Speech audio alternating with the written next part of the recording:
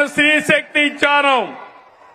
ఈ రోజు మీ అందరికీ హామీ ఇస్తున్నా, దసరా రోజున ఆటో డ్రైవర్లందరికీ వాహన మిత్ర కింద 15,000 రూపాయలు ఆర్థిక సహాయం చేస్తామని అనౌన్స్ చేస్తున్నాను. హ్యాపీనా? సంతోషమా అని అడుగుతున్నా. ఎన్నికల్లో చెప్పాం, ఎన్ని కష్టాలున్నా చేస్తాం.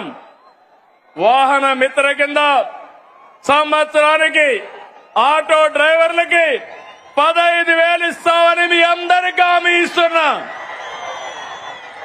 ఇది మంచి కార్యక్రమం అనుకుంటే గట్టిగా చప్పట్లు కూడా చెప్పండి, మంచి కార్యక్రమం అని.